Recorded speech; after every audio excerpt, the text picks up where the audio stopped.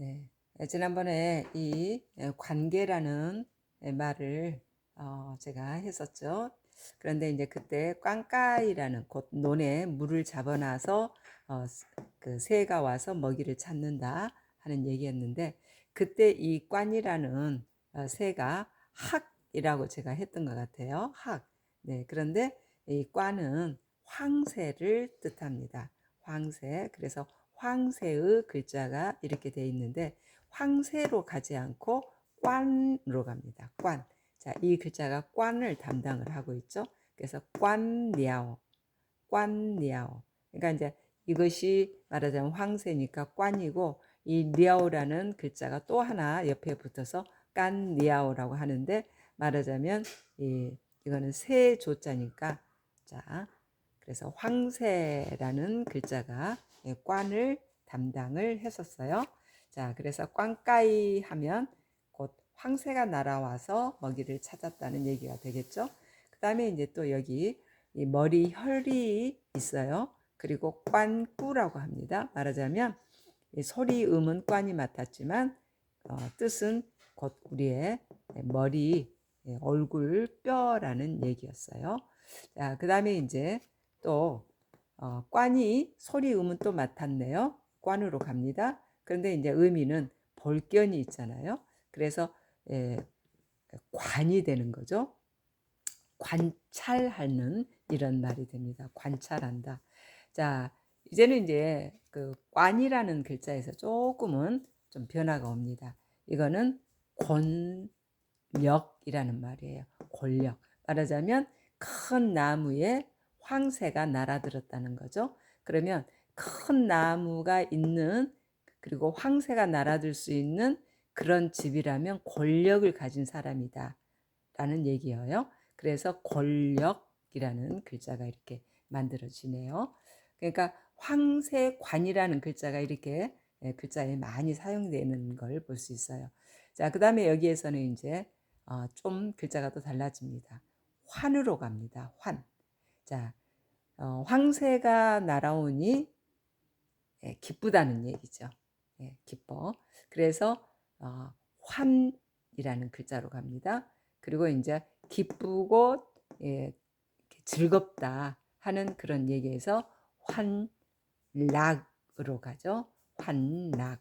그래서 황새가 그 성서에도 뭐 그렇지만 글자 세상에서 좀 많이 이렇게 등장을 한다는 걸 알 수 있었어요. 그런데 이제 황새로 안 가고 황새를 꽌이라고 한다는 거. 그래서 꽌 하지만 어떤 글자가 붙냐에 따라서 의미는 이렇게 달라진다는 거 알게 됐죠. 그 다음에 이제 학이라는 글자, 이제 새가 나왔으니까 학은 어떻게 될까요?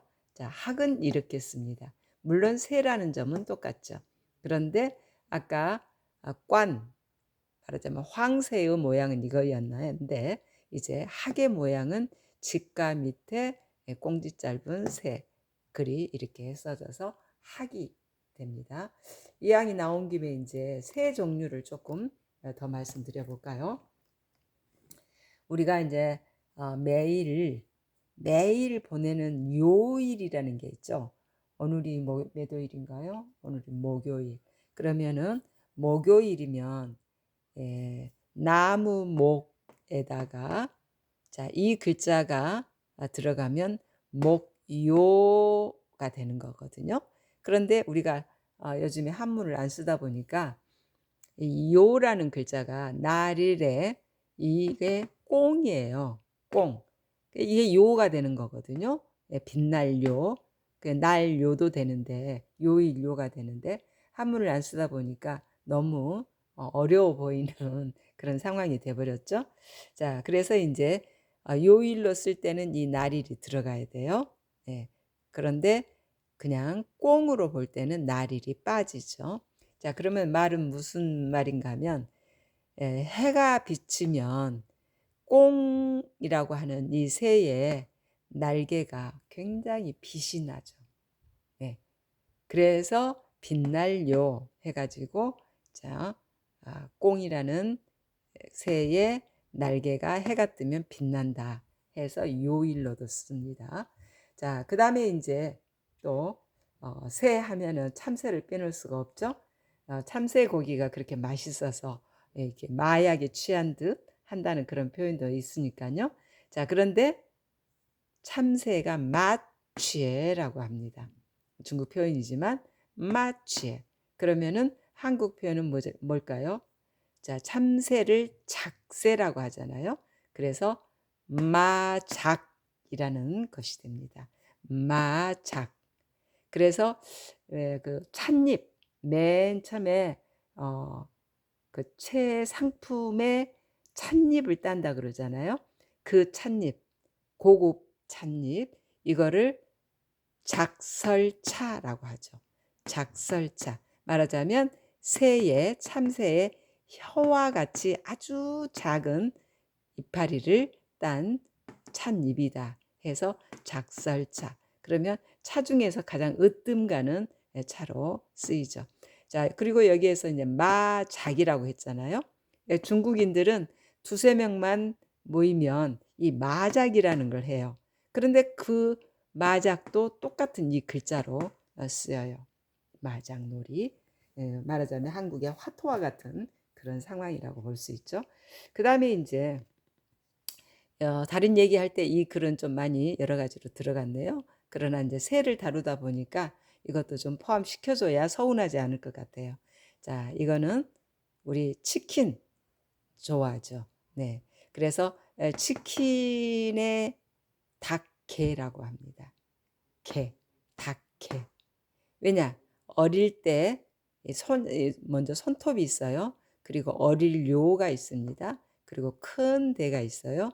그리고 꽁지 없는 짧은 새가 있습니다. 이 말은 닭이라는 새는 일종의 새죠. 날개도 달렸으니까. 그런데 이 새는 손에 의해서 어릴 때부터 클 때까지 키워지는, 사람의 손에서 키워지는 새다. 이런 얘기였어요. 그 다음에 이제 새가 있지만 또 당류가 있죠. 이게 말하자면 물수를 하면, 물수변을 넣으면은 그 술주가 되는데, 바로 술주만 빠지면 당류라는 글자예요. 바로 이거는 이제 오후 5시부터 7시까지를 알리는 그런 당류 시간이다. 자, 이런 얘기였고요. 그 다음에 이제 이것이 또 있네요. 이건 병아리입니다. 자, 아주 약하다. 약이라는 글자인데 병아리를 이렇게 표시하고 병아리 날개가 아직 밖으로 펼쳐지지 않는 그런 상황이죠. 그래서 이것도 말하자면 닭의 새끼, 병아리를 얘기하죠. 근데 예를 든다면 그 아침 일찍 일어나서 정신을 차리라는 그런 그 글자가 있어요. 자, 그러면 이 글자는요, 당류에다가 그 새벽을 알리는 샛별. 자, 새벽을 알리는 샛별이 자, 이렇게 쓰죠. 예, 이게 짝대기가 좀 안 들어가야 되는데 샛별이 이렇게 써요. 그러면 새벽을 알리는 것은 닭이 꼬꼬대 울면서 새벽을 알리죠. 그 다음에 새벽에 유난히 빛이 나는 그 샛별이라는 그 별이 있잖아요. 그래서 이 샛별이 새벽을 알리고 닭이 울어서 새벽을 알린다 해서 이 두 글자가 만나가지고 아침 일찍 정신을 차려라 하는 그 글자에 쓰이기도 합니다. 자, 그래서 그 황새라는 새, 꽌이라는 그런 단어로 쓰이는 새가 이 글자 세상에 상당히 많이 차지를 하고 있어요. 그래서 이제 이 꽌이라는 황새를 다루면서 학도, 꽁도, 참새도, 닭도 한번 함께 다뤄봤습니다.